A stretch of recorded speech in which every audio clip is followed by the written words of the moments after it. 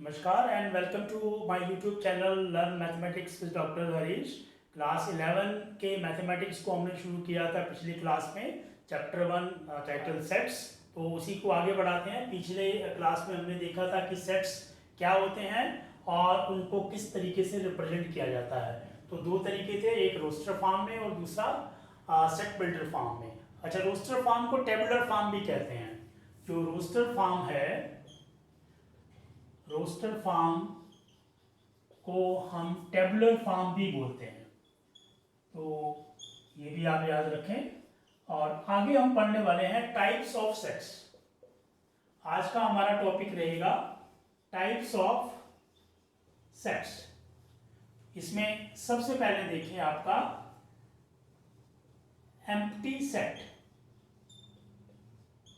Empty set जैसे नाम से पता चलता है, एम्प्टी मीन्स खाली। एम्प्टी सेट मीन्स ऐसा सेट जिसमें कोई मेंबर ना हो, यानी कि जिसमें कोई एलिमेंट ना हो।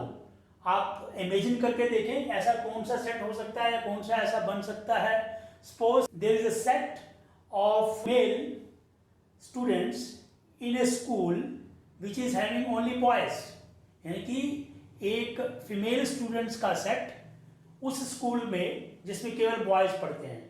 तो क्या कोई ऐसा सेट हो सकता है? नहीं हो सकता, क्योंकि किसी अगर एक स्पेसिफिक बॉयज स्कूल है तो उसमें फीमेल स्टूडेंट नहीं होगी। ऐसे ही अगर हम बोलें कि अ सेट ऑफ जो है boys in a school of female, यानी कि अगर जो है गर्ल्स स्कूल है तो गर्ल्स स्कूल में बॉयज स्टूडेंट नहीं हो सकते।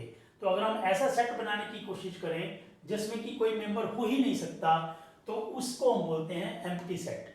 तो इसकी डेफिनेशन क्या होगी? एम्प्टी सेट की डेफिनेशन होगी कि this empty set is a set which do not contain any element और which do not have any member, so that is an empty set. और empty set is represented by 5। This is a symbol, Greek letter 5, और जिसको कि हम represent करते हैं for the empty set. तो empty set में आप देखिए, अगर ये जो आपका ये सेट है, यानी कि इसके अंदर कोई मेंबर नहीं होगा। अगला टाइप देखिए आपका finite set.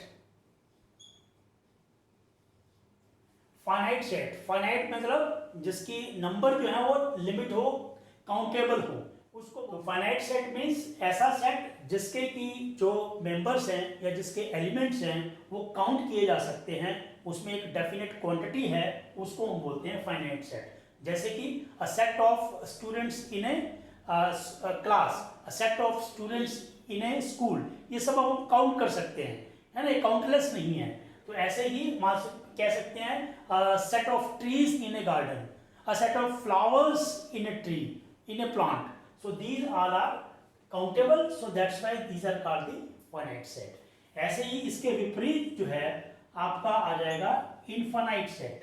So next type हम कह सकते हैं infinite set means, इसमें हम कह सकते हैं finite set में the elements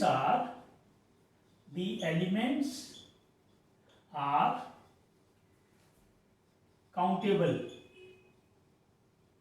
Countable means have definite number, और infinite में the elements are not countable, यानी इनको आप काउंट नहीं कर सकते। जैसे कि मैं कहूं कि a set of stars in the sky, so can we count the stars in the sky? Not. Or we can, एक और एग्जांपल देखिए, set of all the prime numbers. अगर मैं कहूं set of all the prime numbers तो वो count less है। अगर मैं कहूं कि set of even prime numbers, set of even prime numbers, set of even prime numbers, तो अगर मैं set of even prime numbers कहूं तो वो काउंटेबल है। क्यों? क्योंकि हमारे पास एक ही प्राइम नंबर है जो कि इवन है, that is 2, that means there is a countable. अगर मैं कहूं कि ये एग्जांपल्स हैं, a set of all prime numbers, set of all prime numbers. तो क्या हम इसको काउंट कर सकते हैं? इनको काउंट नहीं कर सकते क्योंकि there are endless prime numbers which are available in the whole set of numbers.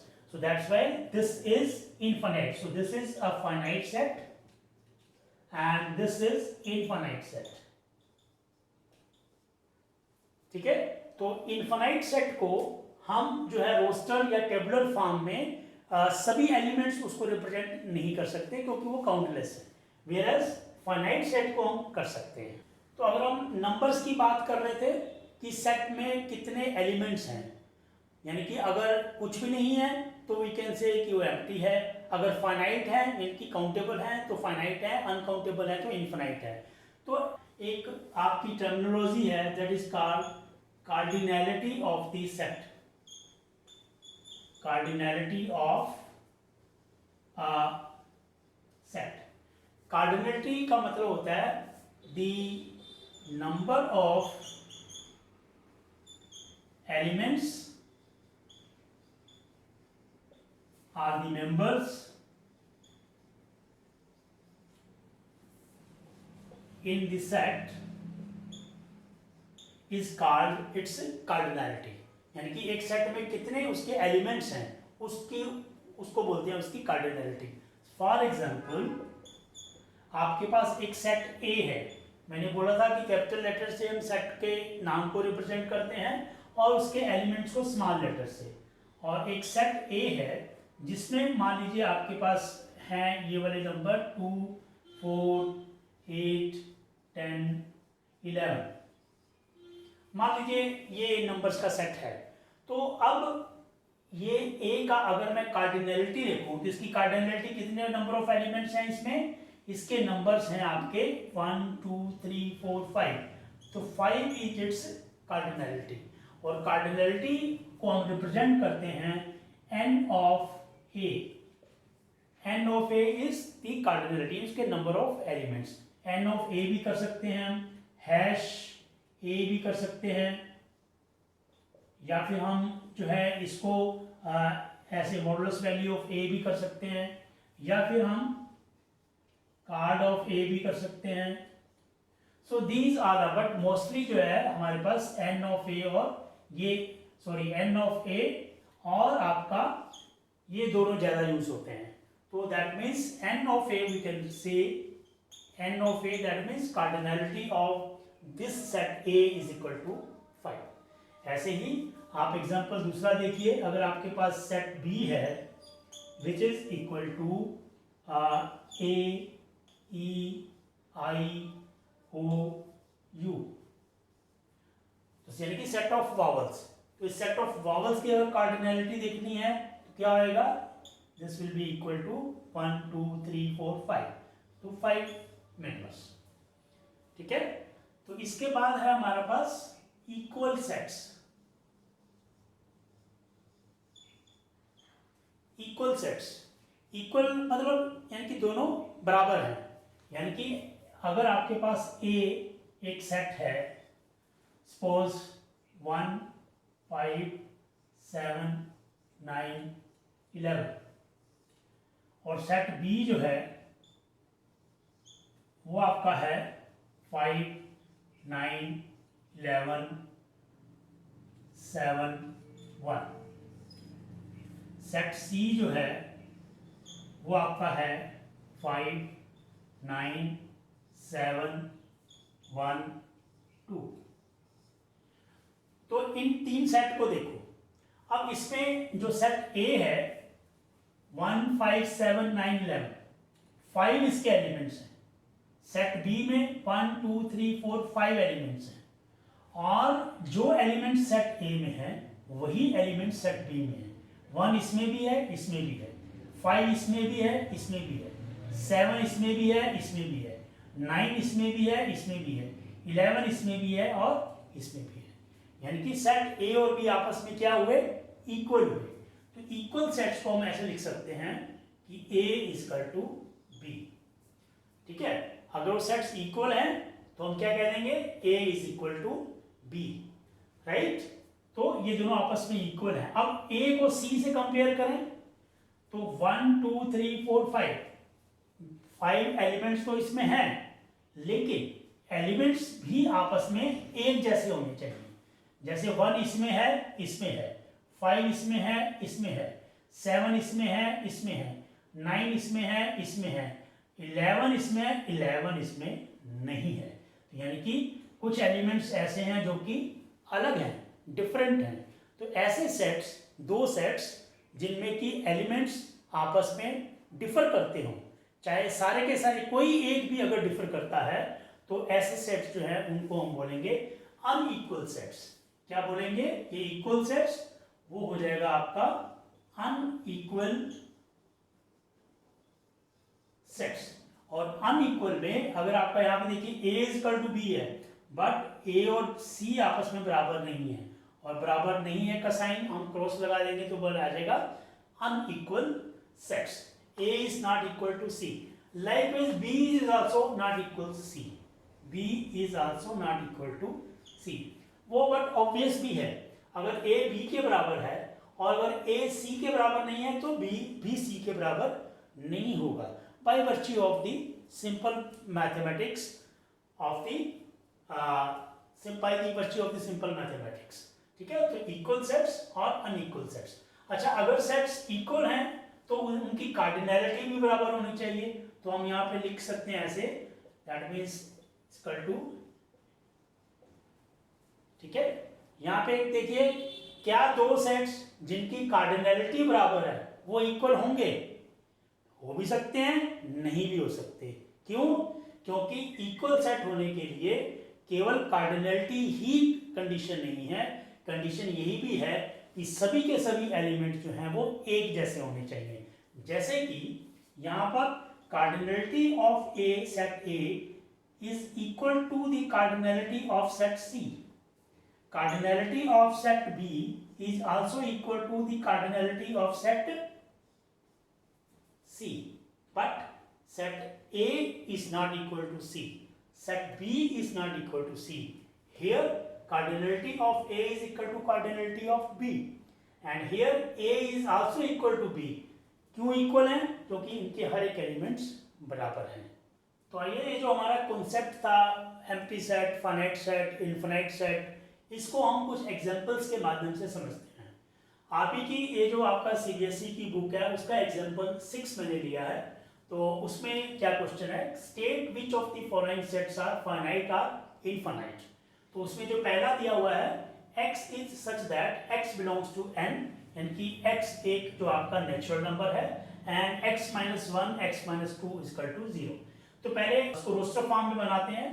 तो यानी कि सेट नेचुरल नंबर होना चाहिए और इसको सेटिस्फाई करना चाहिए। इसको सेटिस्फाई करने के लिए हम इसको सोल्व कर लेते हैं। जब इसको सोल्व करेंगे तो ये आ जाएगा कि this multiplication of these two factors is equal to 0, that means either this is equal to 0 और दिस इज इक्वल टू 0।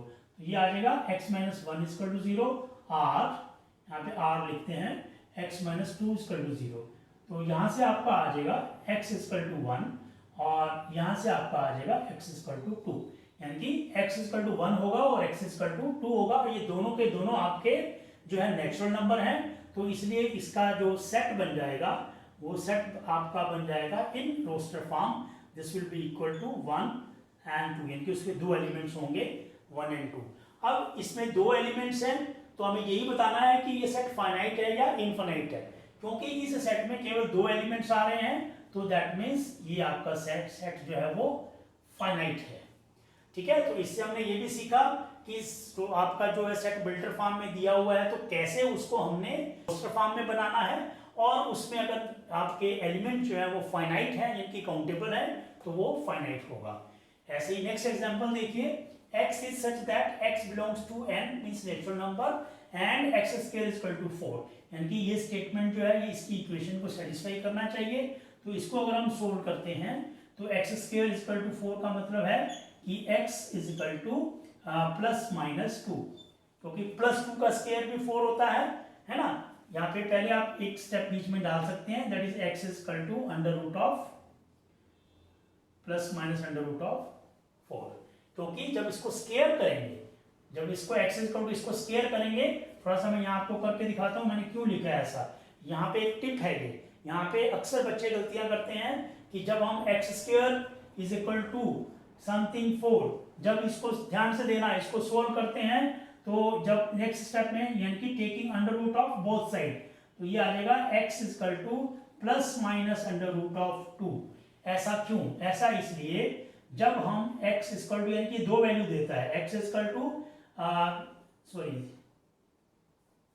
ये plus minus under root of 4 आएगा, ये आपकी दो वैल्यूज देगा, x इक्वल टू प्लस 4 का स्क्वायर और दूसरा आ जाएगा x square equal to minus under root of 4 का स्क्वायर।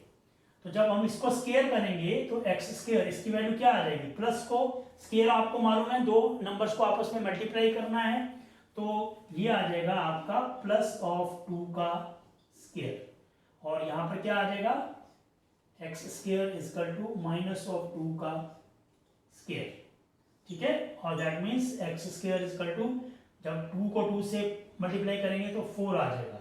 ऐसे ही जब हम -2 को -2 से मल्टीप्लाई करेंगे तो भी आंसर इज 4 आ जाएगा। इसलिए जब भी आप किसी का अंडर रूट निकालें तो आपको दोनों वैल्यूज लेनी पड़ेंगी, प्लस p और माइनस p।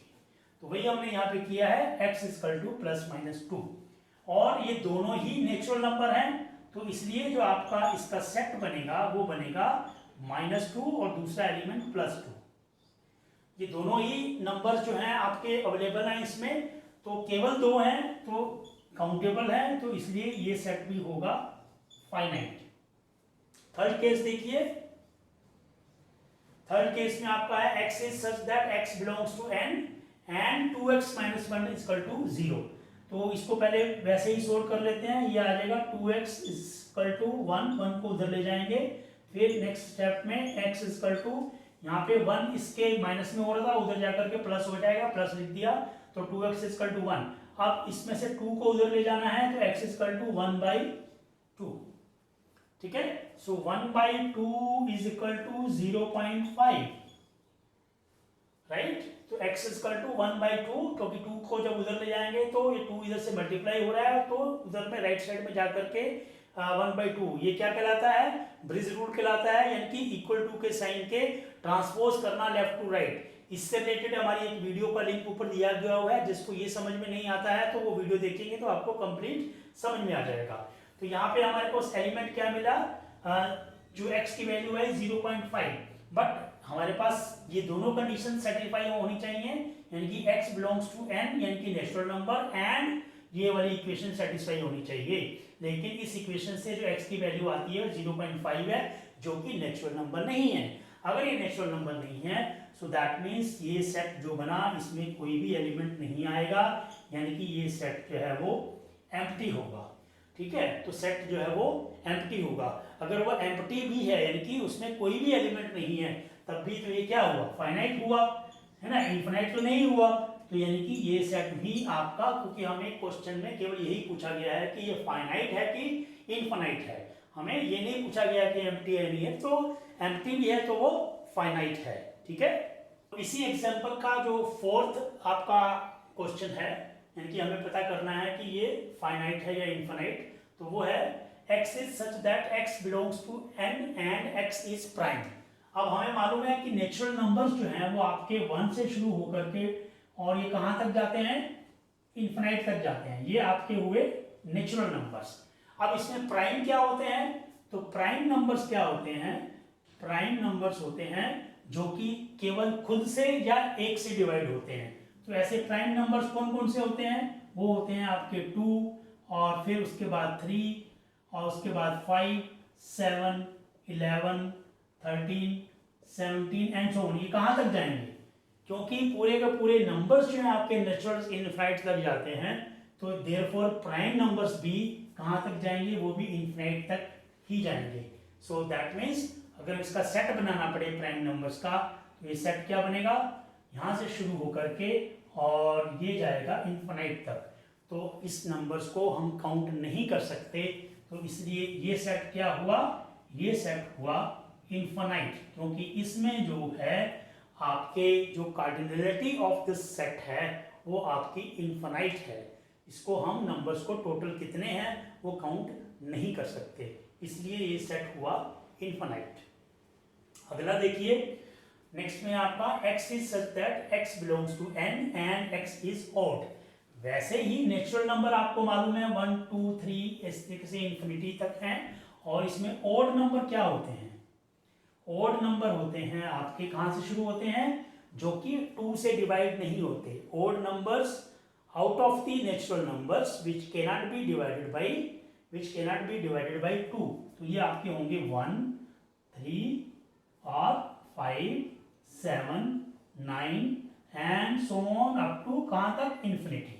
यानी कि जो ओड सेट है, ओड नंबर्स का सेट है, वो भी आप देखो तो 1 से शुरू होकर के कहां तक जाएगा, ये भी आपका इनफाइनाइट तक जाएगा। सो दैट मीन्स ये सेट क्या हुआ, ये सेट भी क्योंकि इसके नंबर जो हैं वो काउंट नहीं कर सकते टोटल, तो ये भी जो है आपका इनफाइनाइट हुआ। ठीक है, सो दैट मीन्स ये जो आपका ऑड नंबर्स का सेट है वो भी आपका इनफाइनाइट होगा। तो इसी बुक का एग्जांपल 7 देखते हैं। एग्जांपल 7 क्या है कि find the pairs of equal sets if any, give reasons. तो यानी कि हमें जो है ये जो नीचे A B C D E 5 set दिए हुए हैं, इनमें से जो इक्वल हैं वो पेयर्स बताने हैं कौन से हैं, अगर कोई है तो, और है तो उसका रीजन भी बताना है। अच्छा, यहाँ मैं देखूँ आपको थोड़ा सा एडवाइस करूँगा कि कोई भी क्वेश्चन जो है उसको पूरा पढ़ें और जो जो पूछा गया है वो सारा का सारा बताएं कि आपके आंसर में वो सारा का सारा होना चाहिए। जैसे कि बच्चे गलती क्या करते हैं कि वो फाइंड दी पेयर, पेयर तो लिख देंगे लेकिन उसने ये भी पूछा है गिव रीजन, रीजन भी पूछा है तो आपने रीजन भी बताना है। अगर रीजन नहीं बताया, अगर क्वेश्चन आपका 5 नंबर का है तो आपको जो है अकॉर्डिंगली 2 नंबर 3 नंबर यानी कि कम नंबर देगा एग्जामिनर। तो इसलिए पूरा क्वेश्चन पढ़ें, जो जो पूछा गया है सब उसका आंसर दें। तो लेट अस सी कि पहले तो हमने देखा कि इसमें कुछ सेट ऐसे हैं जो कि रोस्टर फॉर्म में है यानी कि टेबुलर फॉर्म में है, और कुछ जो आपके हैं वो सेट बिल्डर फॉर्म में है। तो सबसे पहले तो हम जो है इन सभी सेट्स को टेबुलर फॉर्म में यानी कि रोस्टर फॉर्म में कन्वर्ट करते हैं। ए दिया हुआ है, बी को हम कन्वर्ट करते हैं। बी में क्या है, x is such that x is greater then 15, यानी कि x जो है वो 15 से ज्यादा होना चाहिए, 15 से ज्यादा होना चाहिए, and x is less then 5, और x जो है वो लेस देन 5 होना चाहिए। पहली बात तो है कि इस तरह के क्वेश्चंस को करने के लिए मैं आपको बताऊं, आप नंबर लाइन देख लें कि नंबर लाइन से आपको पता चल जाएगा कि वो हमारे नंबर्स कहाँ होंगे। Like x is greater then 15, अगर यहाँ पर 15 है तो यानी कि x जो है वो इस लाइन से इधर होंगे, और x इज लेस देन 5, 5 कहाँ है, ये 5 है, तो यानी कि ये लाइन 5 से इधर होंगे। तो यानी कि अब देखिए ये दोनों लाइन आपस में मैच ही नहीं कर रही हैं, यानी कि इस कैटेगरी में दोनों कंडीशंस को फुलफिल करने के लिए यानी कि x 15 से ज्यादा होना चाहिए और साथ के साथ x 5 से कम भी होना चाहिए। तो ये देखिए नंबर लाइन से ये क्लियर है कि ऐसी कोई से भी, यानी कि अगर ये दोनों लाइन जो हमने ड्रा करी हैं ये आपस में ओवरलैप कहीं हो रही होती, तो जिस पोर्शन में ओवरलैप हो रही होती वही नंबर्स इस कैटेगरी में इस कंडीशन को फुलफिल करते। अब इसमें कोई भी नहीं है तो यानी कि इस कैटेगरी में इन दो कंडीशंस को फुलफिल करने वाले कोई भी नंबर नहीं है। तो इसलिए ये क्या सेट बनेगा, ये सेट बनेगा एक एम्प्टी सेट, ये एक एम्प्टी सेट बनेगा। अच्छा, एम्प्टी सेट को हम ऐसे लिखते हैं 5, ब्रैकेट के अंदर 5 लिख दिया तो वो एम्प्टी सेट नहीं है, ध्यान रखें। तो ब्रैकेट के अंदर अगर हमने 5 लिख दिया तो वो एम्प्टी सेट नहीं माना जाएगा, 5 उसका एलिमेंट हो जाएगा। तो एम्प्टी सेट को या तो हम ब्रैकेट में लिख करके अंदर कुछ ना लिखें या फिर केवल 5 लिख दें। तो इस पर्टिकुलर सेट में ये इसका आपका रोस्टर फॉर्म में बन जाएगा। सी को देखें क्या है, सी में आपका x is such that x minus 5 is equal to 0, ये कंडीशन होनी चाहिए। यानी कि इस इक्वेशन को हमें सोल्व करना है। इस इक्वेशन को सोल्व करेंगे तो क्या आ जाएगा, x इज इक्वल टू 5। यानी कि एक ही एलिमेंट है, तो दैट मीन्स इसका सेट सी क्या बन गया इन रोस्टर फॉर्म, ये एक ही एलिमेंट आएगा 5। ठीक है। अब जो आपका डी क्या है, डी में x is such that x square is equal to 25। अब इसको सोल्व करेंगे तो जैसा कि मैंने पहले बताया था x स्क्वायर है, तो इसका अंडर रूट करेंगे तो क्या आ जाएंगे, दोनों आपको वैल्यूज लेनी पड़ेगी, प्लस और माइनस। 25 का स्क्वायर रूट करेंगे तो 5 आता है, कंप्लीट स्क्वायर बन जाता है, तो that means x is equal to plus minus 5। अब यानी कि सेट डी जो है वो आपका आ जाएंगे, दो एलिमेंट्स होंगे, एक -5 और एक +5। ठीक है, राइट। तो अब आगे देखते हैं, ये आपका सेट सी है और ये सेट बी है और ये सेट आपका डी है, और सेट ई को देखते हैं क्या है। ई में ये कह रहा है x is such that x is an integral positive root of the equation given equation this. यानी कि पहले तो इसके रूट्स निकालते हैं, फिर इसको समझेंगे। इसके रूट्स निकालने के लिए हम क्या करेंगे, रूट्स निकालने का जो तरीका है आपको मालूम होगा कि हम जो है फैक्टराइजेशन मेथड से कर सकते हैं, है ना। तो यानी कि आप इसको फैक्टराइजेशन मेथड से करेंगे तो यानी कि यहाँ पर जो आपका ये -15 आ रहा है, तो इसको सोल्व करेंगे तो हम ऐसे लिख सकते हैं। मैं इसको शॉर्टकट में कर रहा हूँ, ये मानते हुए कि आप सबको एक क्वाड्रेटिक इक्वेशन के रूट्स निकालना आता है। अदरवाइज जो है इसको हम किसी और वीडियो में जो है डिटेल में समझेंगे कि कैसे निकालते हैं। अभी मैं ये मान के चल रहा हूँ कि आपको आता है, तो उसी तरीके से हम सोल्व कर रहे हैं। तो 15 है, 5 3 जा, तो ये आपका आ जाएगा -5x और +3x -15। शॉर्ट में आपको बताता हूँ कि मैंने क्या किया है। ये जो आपका नंबर होता है, इसको a b और c लेते हैं, c को इस तरीके से a मल्टीप्लाइड बाई c को इस तरीके से स्प्लिट करते हैं। ये जो आपका b है उनको मल्टीप्लाई करने से ac आ जाए और ऐड करने से ये आपका b आ जाए। जैसे मैंने इसको -5 लिया और 3 लिया, -5 को 3 से जब मल्टीप्लाई करेंगे तो -15 आता है, -5 को जब 3 में ऐड करें तो -2 आता है। ये एक मेथड है आपका स्प्लिट मेथड से। और अब देखिए इन दो में हमारे पास x जो है वो कॉमन आ जाएगा, तो ये आ जाएगा x -5 प्लस इन दोनों में 3 आपका कॉमन आ रहा है और यहाँ पे बन जाएगा x -5 इक्वल टू 0।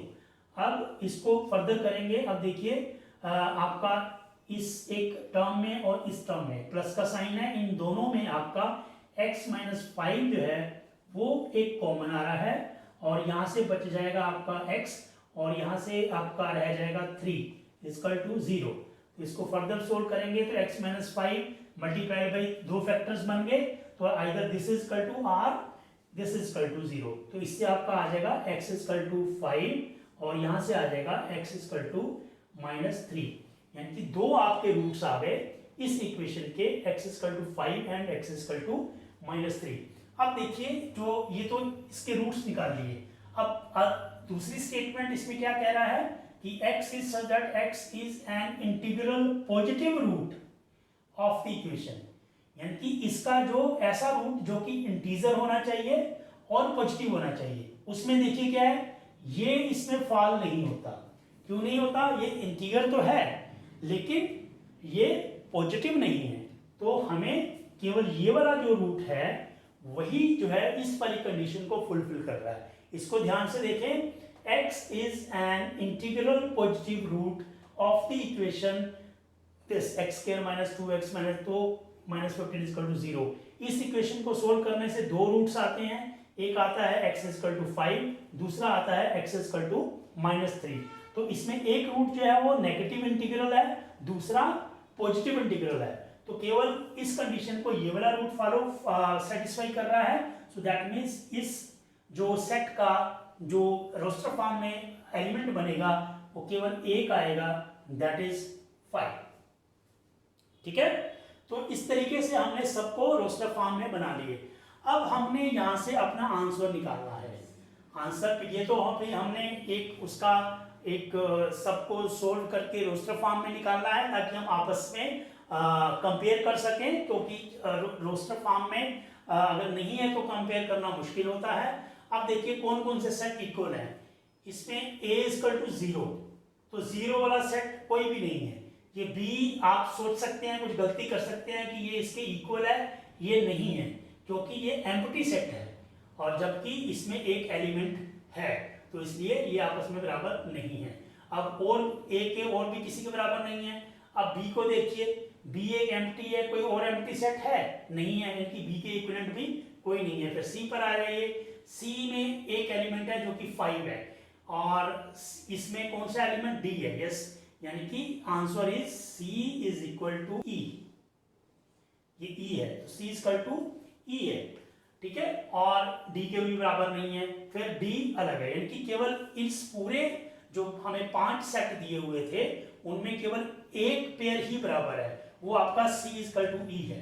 रीजन देना था इसका, रीजन हम देंगे इसका, रीजन क्यों सेट a सेट b के बराबर है, वो रीजन आपका आ जाएगा कि both the sets that is C and E have similar elements, उनके एलिमेंट्स सिमिलर है, have similar elements and cardinality of both the sets, यानी कि cardinality of set C is also equal to cardinality of set E. So this is the reason that these two sets जो है C and E are equal. तो एक और example देखते हैं जो कि आपकी बुक का एग्जांपल 8 है। ये क्या कहता है कि which of the following pairs of sets are equal? Justify your answer. यानी कि ये नीचे दो दिए हुए हैं, इनमें से कौन से पेयर, यानी कि ये आपका 1 का या पार्ट 2 का, जो कि आपस में इक्वल है और आपको जस्टिफाई भी करना है, यानी कि आंसर का जस्टिफिकेशन भी देना है। तो वही सबसे पहले तो जो आपके ये जो सेट दिए हुए हैं उसको हम बना लेते हैं रोस्टर फॉर्म में या टेबुलर फॉर्म में। तो ये आपका पहला सेट है, यानी कि सेट x जो है वो आपका क्या बन जाएगा, set x will be equal to, ये क्या है, एलओए जो वर्ड है उसके लेटर्स में हम, आपको मालूम है जो लेटर्स रिपीट हो रहा है उसको केवल एक बार लिखेंगे, तो ये आ जाएगा a, फिर L, ये रिपीट हो रहा है तो सेकंड वाला L नहीं लिखना है, फिर O और फिर Y, ये आ जाएगा आपका टेबुलर फॉर्म इस पर्टिकुलर सेट X का। और इसी का सेट B जो है वो क्या है, वो है set of the letters in loyal, in the word loyal. तो इसको अगर हम देखें तो पहले L लिख लेना है, फिर O, फिर Y, फिर A। अब सेकंड L जो है लास्ट वाला वो नहीं लिखना है क्योंकि L ऑलरेडी आ चुका है, तो ये हो जाएगा आपका रोस्टर फॉर्म में सेट B। अब इन दोनों को चेक करो। पहली बात तो है आप यही चेक कर लो कि इनके नंबर सेम है कि नहीं है, यानी कि cardinality of the set same है कि नहीं है। 1 2 3 4, 1 2 3 4, यानी कि हमने ये तो चेक कर लिया cardinality of the set A, sorry set इसमें X है, set X is equal to cardinality of the set B, ये है। अब देखने हैं कि एलिमेंट सारे सिमिलर हैं कि नहीं है। A इसमें है, इसमें भी है, L इसमें है, इसमें भी है, O इसमें है, इसमें भी है, Y इसमें भी है, इसमें भी है। तो सारे के सारे एलिमेंट्स जो हैं वो सिमिलर हैं। यहाँ पर हमने ये देखिए कि सेट्स का ऑर्डर चाहे सेम ना हो, वो हम पहले ही बता चुके कि सेट्स के अगर ऑर्डर किसी भी लिखे हों तो लिखे जा सकते हैं, लेकिन एलिमेंट्स सिमिलर हैं तो इसका मतलब कि वो सेट जो है बराबर हैं। तो कार्डिनलिटी भी बराबर है और सिमिलर एलिमेंट्स भी हैं, तो इसलिए हम कह सकते हैं कि set A is equal to set B, यानी कि ये आपका सेट जो है A के और B के बराबर है। इसका आपने जस्टिफिकेशन क्या देना है, जस्टिफिकेशन ये देना है कि cardinality of the set A is also equal to B and all the elements of set X are similar to set B, ठीक है। all the justification, all the elements of set A नहीं set X are similar to set B. अब second का देखते हैं। Second part में दो set दिए हुए हैं, सेट ए और सेट बी। अब A is equal to element is n such that n belongs to Z. Z क्या होता है? जेड होते हैं इंटीजर्स। तो n belongs to an integer and n square is less than. इसका मतलब ये है कि आपका n square is less than या n is less than or equal to, इसका अंडर रूट करेंगे प्लस माइनस 2। ठीक है, n square is less than और equal to 4 and therefore n is less than or equal to plus minus 2। अब यहां पर देखिए कि ये प्लस माइनस 2। अब इसको थोड़ा सा हमने इसको अंडरस्टैंड करने के लिए नंबर लाइन पे हम देखेंगे कि ये कहाँ पे आ रहे हैं। ये 0 है आपका, और ये आपका 1 है, ये 2, ये 3 और ये 4। यहाँ पर -1, -2, -3 और -4।